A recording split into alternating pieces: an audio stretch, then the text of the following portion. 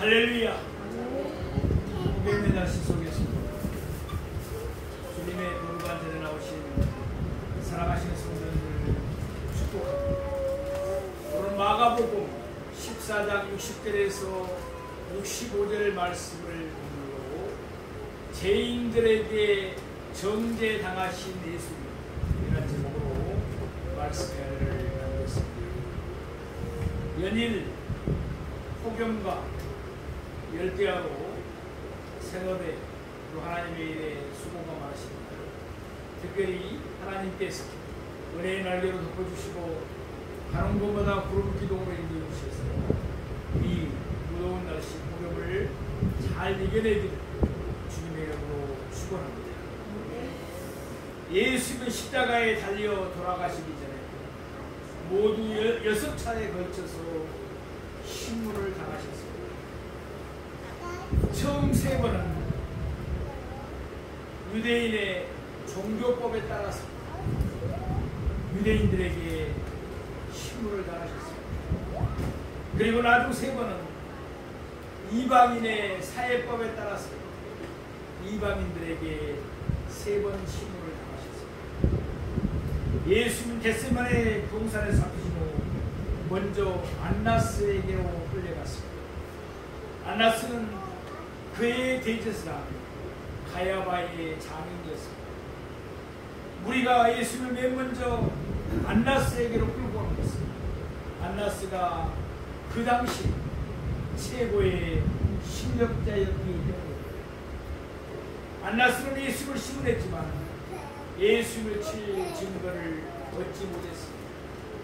따라서 안나스는 예수님을 결박한 그대로 대제사장 가야바에게로 보냈습니다. 이로써 안나스에 의한 제1차 신문이 끝나고 이어서 예수님은 제2차 신문을 당하셨습니다.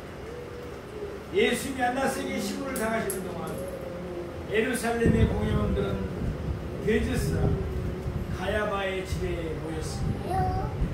대제사장들과 온 공회는 예수님을 죽이려 예수님을 칠 증거를 찾았습니다. 그러나 그들은 아무런 증거도 얻지 못했습니다. 어쩔 수 없이 그들은 예수님을 칠 거짓 증거라도 만들어내야만 했습니다. 이를 위해 그들은 성정고에 있는 돈을 내물러주고 거짓 증언들을 불러모았습니다. 그러니까 증인들을 돈으로 매수했다는 이야기입니다. 그렇지만 거짓 증인들의 증언은 서로 일치하지 않아서 증거로 채택할 수가 없었습니다. 이미 대제사장들과 온 공회는 예수님을 죽이기로 이미 결론을 내렸습니다. 단지 그들은 예수님을 죽일 수 있는 부신을 만들려고 했을 뿐입니다. 오늘 본문은 결국 예수님이 그들에 의해서 사형에 해당한 자로 정죄를 당하는 광경입니다. 예수님은 죄가 없으셨지만 우리를 위해서 정죄를 당하셨습니다. 예수님이 우리를 위해서 정죄를 당하셨기에 이제 예수님 안에 있는 우리에게는 결코 정죄함이 없는 줄로 믿습니다. 그럼 이제부터 오늘 본문을 3대주로 나누어서 좀 더 자세하게 설명해 보겠습니다. 첫째로 대제사장의 유도 신문입니다. 우리 오늘 보면 마가복음 14장 60절 말씀을 함께 보시겠습니다. 대제사장이 가운데 일어서서 예수에게 물어 이르되 너는 아무 대답도 없느냐? 이 사람들이 너를 치는 증거가 어떠하냐 하되 마침내 대제사장들은 돈을 주어서 2사람의 거짓 증인을 세웠습니다. 그리고는 마치 예수님을 칠 결정적인 증거라고 되는 듯이 예수님이 하나님의 성전을 못 오는 것처럼 증언토록 했습니다. 그러나 그 증언조차도 서로 일치하지 않았습니다. 그 깊은 밤중에 공회가 소집된 목적은 예수님을 죽이기 위함이었습니다. 날 있으면 많은 사람들이 몰려들 것입니다. 따라서 얼른 판결을 내려야 했습니다. 그리고 그날 저녁 홀가분한 마음으로 유월절 잔치를 먹으면서 그날 낮에 예수님을 처형해야만 했습니다. 급기야 대제사장이 공회 가운데 일어섰습니다.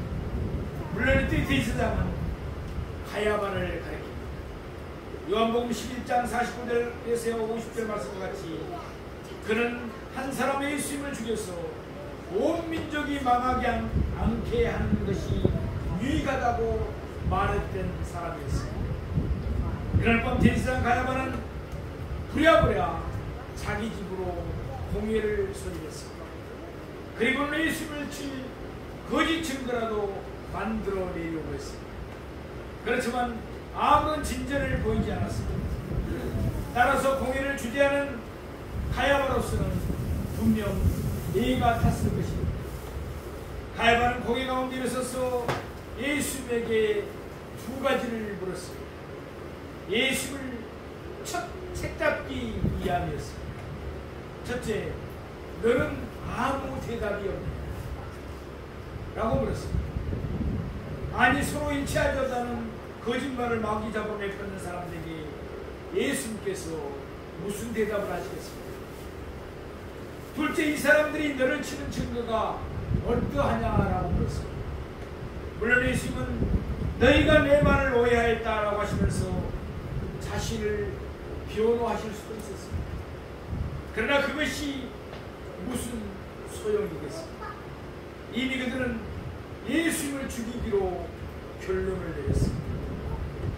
우리 본문 마가복음 14장 21절 말씀하겠습니다. 침묵하고 아무 대답도 아니하시더라. 대제사장이 다시 물어 이르되 내가 찬송받을 이 아들 그리스도냐? 너는 아무 대답도 없느냐? 라는 대제사장의 물음에 예수는 침묵하셨습니다. 이 사람들이 너를 치는 증거가 어떠하냐라는 물음에도 예수는 아무 대답을 하지 않으셨습니다. 대제사장은 거짓 증인들의 진술로는 목적을 이룰 수 없다고 판단했을 것입니다. 이에 대제사장 가야바는 예수에게 이와 같은 결정적인 질문을 던졌습니다. 내가 찬송받을 이 아들 그리스도냐? 예수를 유도시문했던 것입니다. 이는 온 공회가 궁금하게 여겼던 질문이었습니다. 모두의 마음속에 오랫동안 품었던 의문점이었습니다. 대제사장 가야바는 과연 하나님이 찬송받으실 이의 아들인지를 물었습니다. 여기서 찬송받을 이는 하나님을 가리킵니다. 본시유대인들은 하나님의 이름을 직접 부르는 법이 없었습니다. 하나님은 너무나도 거룩하시기 때문입니다. 그러니까 대제사장 가야바는 하나님을 칭하기 위해서 찬송을 받으시리라고 둘려서 표현했던 것입니다. 따라서 찬송받을 이 아들이란 하나님의 아들이란 뜻입니다. 이 사실은 같은 내용을 담고 있는 마태복음 26장 63절 말씀을 보면 더욱 분명해집니다. 그럼 이때 가야바는 무슨 뜻으로 찬송받을 이 아들 곧 하나님의 아들이라는 말을 했겠습니다. 우리는 하나님을 아버지라고 부릅니다. 또한 우리는 우리가 하나님의 자녀임을 믿습니다. 그럴지라도 우리에게는 아무런 문제가 없습니다. 그러나 예수님이 자신을 가리켜 하나님의 아들이라고 말씀하실 때는 의미가 완전히 다릅니다.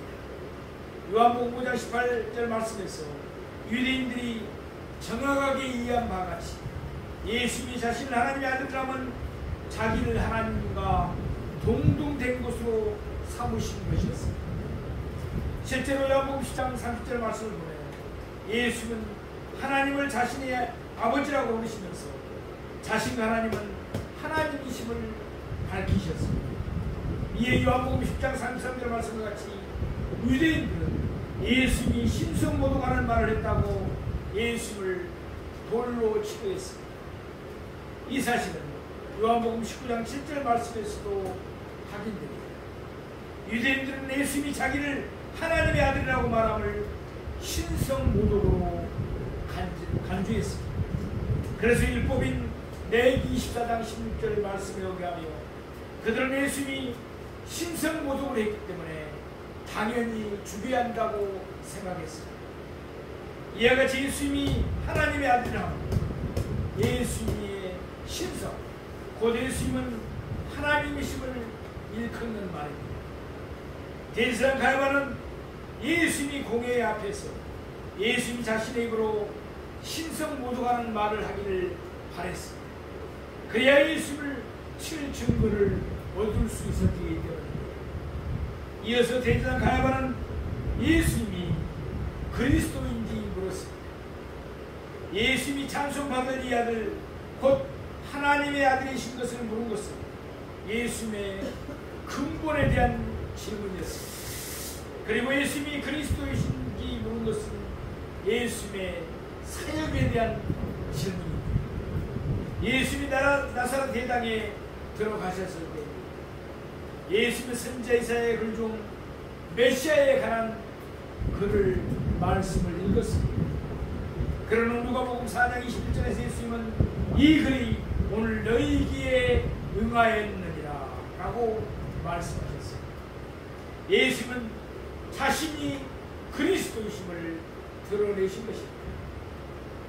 요한복음 4장 25절 말씀을 보면 사마리아인 여자가 예수님에게 메시아 곧 그리스도로 하는 이가 오실 줄을 내가 아노니 라고 말했습니다. 그러자 요한복음 4장 26절에서 예수님은 여자에게 뭐라고 말씀하십니까?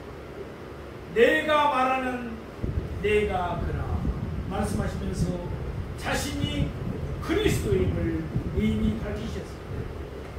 상하시는 성도 마가복음 1장 1절에서 이미 밝힌 바와 같이 예수는 하나님의 아들이시며 그리스도이십니다.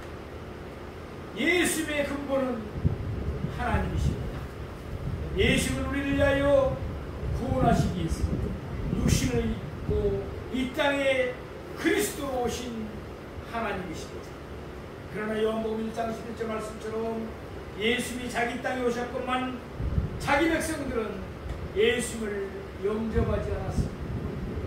오히려 대제사장 가야바와 온 공회는 예수님이 신성모독을 했다고 예수님을 사형에 해당한 자로 정죄하였습니다.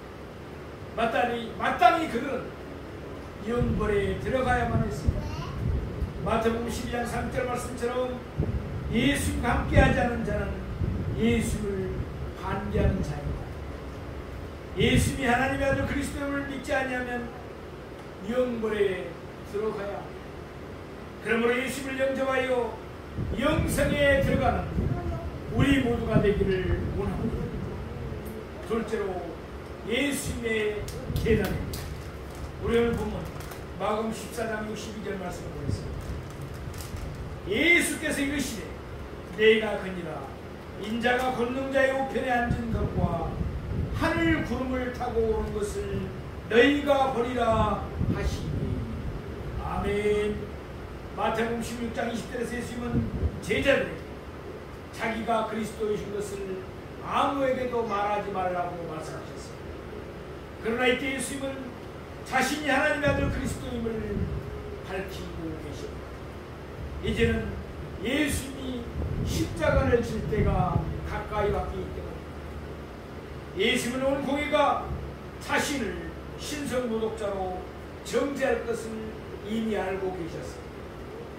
그럼에도 불구하고 예수님은 망설이지 아니하시고 자기가 찬송받을 이 아들 그리스도임을 밝히셨습니다. 이제 예수님은 하나님이 주신 잔을 마셔야 했기 때문입니다. 예수님은 공회 앞에서 그 자신이 하나님의 아들 그리스도이심을 분명히 밝히셨습니다. 이에 따라 온 공회는 예수님이 신성모독하는 말을 했다고 사형에 해당한 자로 정죄할 것입니다. 그 결과 예수님은 십자가에서 처형을 당할 것입니다. 그러나 예수님의 십자가는 결코 끝이 아니었습니다. 예수님은 대제사장 가야바와 온 공회를 향하여 이와 같이 말씀하셨습니다. 인자가 걷는 자의 우편에 앉은 것과 여기에 인자는 예수님을 가르치고 젖는 자는 앞절에 찬송받을 일처럼 하나님을 가르칩니다. 그러니까 예수님은 자신의 죽음 너머에 있는 부활과 승천 그리고 하나님의 우편에 앉으실 것을 말씀하셨습니다. 이제부터 예수님은 대적들에 의해서 지극히 낮아지실 것입니다. 십자가를 지실 것입니다. 그리고 처형당할 것입니다. 그러나 그 예수님은 하나님에 의해서 지극히 높임을 받으실 것입니다. 부활하실 것입니다. 그뿐 아니라 예수님은 계속해서 이와 같이 말씀하십니다. 하늘 구름을 타고 오는 것을 너희가 보리라. 아멘. 이는 예수님의 재림을 일컫는 말씀입니다. 예수님이 다시 오실 때 예수님은 심판주로 오셨습니다. 온 세상 사람들을 공의로 심판하실 줄로 믿습니다.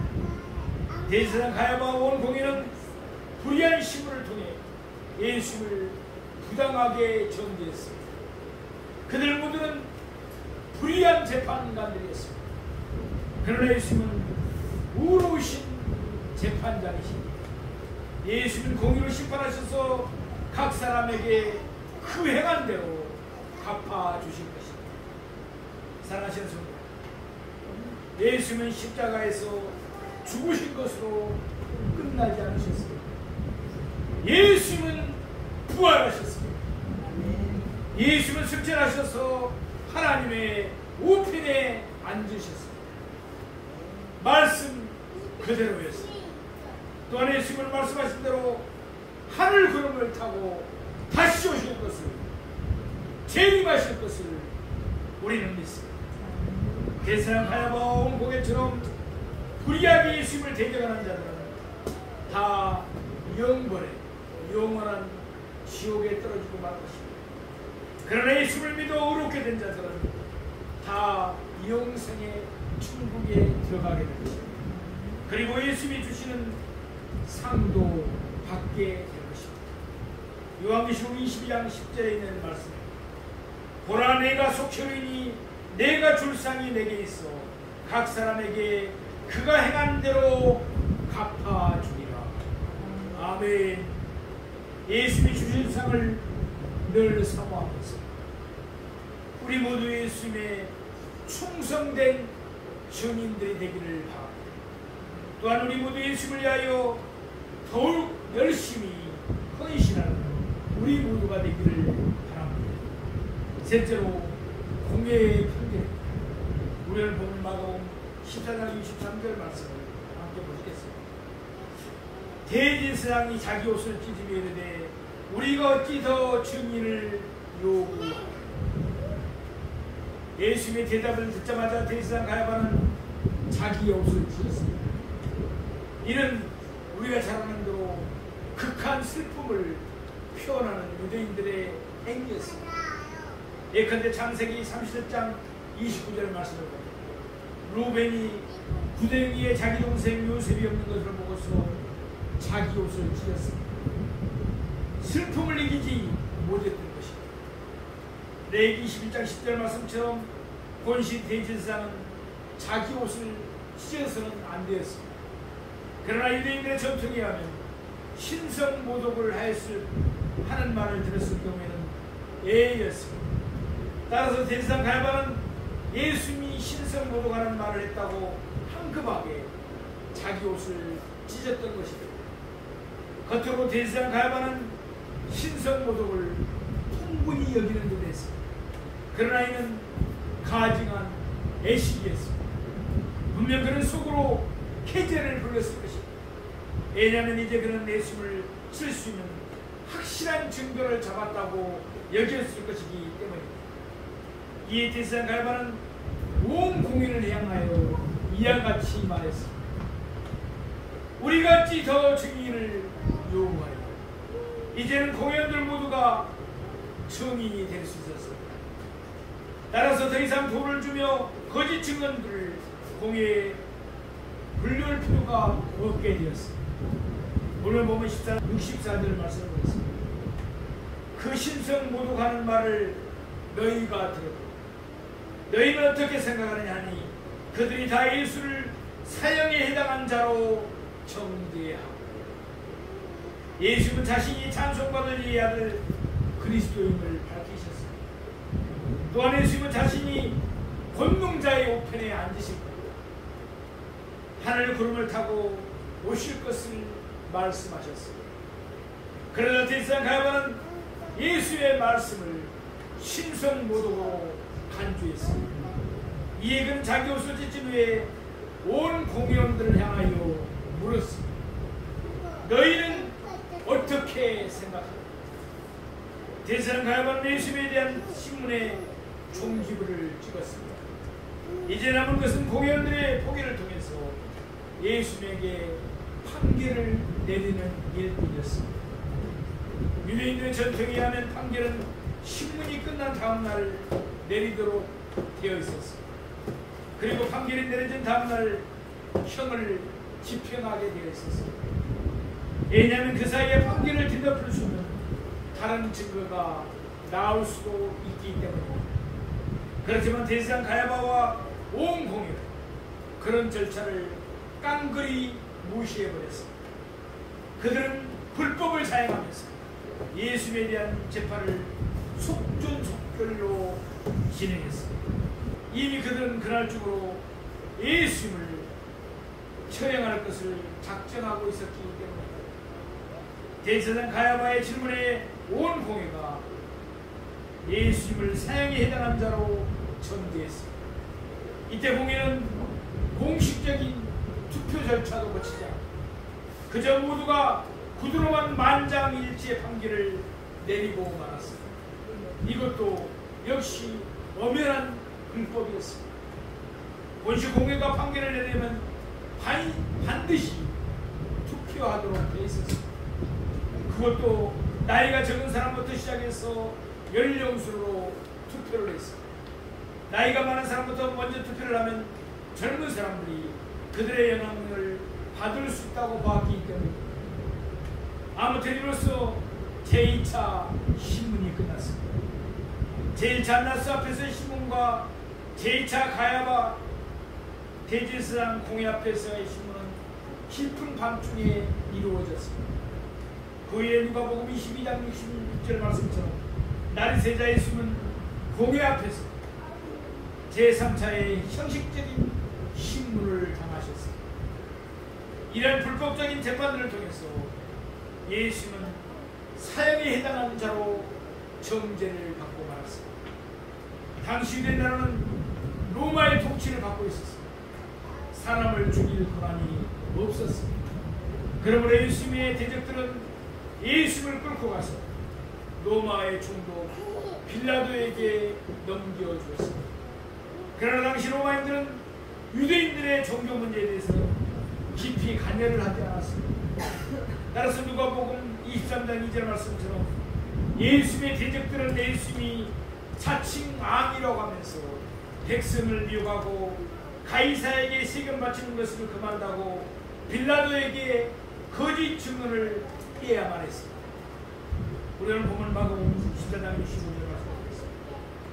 어떤 사람은 그에게 침을 뱉으며 그의 얼굴을 가리고 주먹으로 치며 이르되 선지자 노릇을 하라 하고 하인들은 손바닥으로 치더라. 예루살렘 공회원들은 다 예수를 사형에 해당한 자로 정죄했습니다. 그런 후에 공회원들 가운데 어떤 사람들은 예수에게 침을 뱉었습니다. 이는 극심한 경멸을 나타내는 행위였습니다. 마가복음 19장 19절 말씀처럼 뒤에 로마 군인들도 예수에게 침을 뱉었습니다. 마찬가지죠. 지금도 우리에게 누가 침을 뱉는다고 생각해요. 얼마나 경멸의 표현입니다. 또한 그들은 예수의 얼굴을 가리었습니다. 아마 천이나 옷으로 가리었겠죠. 그리고 예수를 주먹으로 치면서 이와 같이 말했습니다. 선지자 노릇을 하라. 이는 마태복음 26장 68절 말씀같이 너를 친 자가 누구냐라고 묻는 뜻이었습니다. 그들은 예루살렘의 공회원들이었습니다. 그들 가운데는 대제사장들도 있었고 장로들도 있었고 서기관들도 있었습니다. 그들은 모든 백성의 존경을 받는 지도자들이었습니다. 그럼에도 불구하고 그들은 비열하고 사가기가 이를 말할 수가 없었습니다. 누가복음 20장 65절 말씀처럼 그들은 이에도 많은 말로 예수님을 욕했습니다. 예수님은 하나님이십니다. 그런 예수님이 신성모독을 하신 것이 아니라 실제로는 그들이 신성모독을 했습니다. 그들은 그 행함대로 공을 받아서 영벌에 들어가야만 했습니다. 오늘 보면은 이와 같이 끝맺음을 하고 있습니다. 하인들은 손바닥으로 치다. 이때 하인들은 제사장의 종들과 성전의 경비들을 가르칩니다. 희롱을 당한 후에 공회원들은 예수님을 하인들에게 넘겨주었습니다. 그런데 하인들도 예수님을 손바닥으로 치면서 희롱했던 것입니다. 사랑하시는 성도, 예수는 우리를 위하여 이 모든 일을 침묵하면서 견디셨습니다. 사실은 우리가 사형에 해당한 자로 정죄를 당해야만 했습니다. 하나님 우리에게 침을 뱉으시며 주먹과 손바닥으로 우리를 주시고 우리를 처형하셔야 했습니다. 그런데 예수님이 우리를 대신하여 정죄를 당하시고 온갖 욕을 당하시고 십자가에서 처형당하셨습니다. 예수님은 그 몸으로 우리의 모든 죄를 담당하셨습니다. 그리고는 우리의 모든 죄를 사시고 우리를 영생으로 인도하셨습니다. 마태복음 11장 28절에서 30절의 말씀, 수고하고 무거운 짐 있는 자들아 다 내게로 내가 너희를 쉬게 하리라. 나는 마음이 온유하고 겸손하니 나의 멍에를 메고 내게 더우라. 그리하면 너희 마음이 힘을 얻으리니 이는 내 명예는 쉽고 내 짐은 가벼움이라 하시니라. 아멘. 오늘도 예수님은 우리를 부르십니다. 예수님을 우리 마음에 가득히 모십시오. 예수님이 우리를 위해서 침묵하셨습니다. 우리는 입을 열어 예수님의 충성된 증인들이 다 되십시오. 그래서 예수님이 하늘 구름을 타고 오실 때 예수님의 상을 받는 우리 모두가 되시기를 축원합니다.